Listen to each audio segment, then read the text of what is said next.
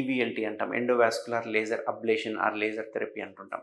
So ఈ technique ద్వారా ఏమవుతుందంటే ఆ వెయిన్స్ ఏవైతే ఉన్నాయో ఆ వెయిన్స్ని ఎటువంటి పరిస్థితుల్లో తీయకుండా అక్కడున్న వెయిన్స్ని కాల్చేయడం జరుగుతుంది, మంట పెట్టి కాల్చేయడం జరుగుతుంది.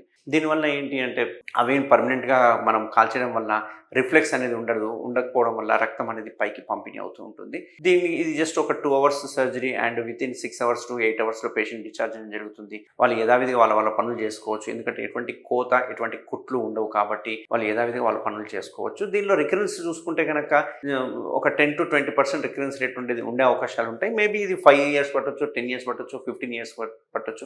రీకానలైజేషన్ అంటుంటాం కదా, మళ్ళీ ఓపెన్ అయ్యే అవకాశాలు ఉంటాయి. సో ఈ సర్జరీ అయిన తర్వాత, లేజర్ సర్జరీ అయిన తర్వాత కొంచెం మన హ్యాబిట్స్ కూడా చేంజ్ చేసుకోవాలి. ఎలాంటివి అంటే ఎక్కువసేపు ఒకటే దగ్గర కూర్చోవడం కావచ్చు, నిల్చోవడం కావచ్చు, ఇట్లాంటి కొన్ని changes every half an hour 1 hourకి ఒకసారి లేచి అటు ఇటు ఒక 30 seconds నడవడం వల్ల రక్తం అనేది పంపిణీ అవుతూ ఉంటుంది అన్నట్టు. సో ఈ జాగ్రత్తలు కనుక తీసుకుంటే వారికోస్ వెయిన్స్ లేజర్ చేయడం వల్ల మంచి రిజల్ట్స్ ఉంటుంది, మళ్ళీ వచ్చే అవకాశాలు తక్కువ ఉంటాయి.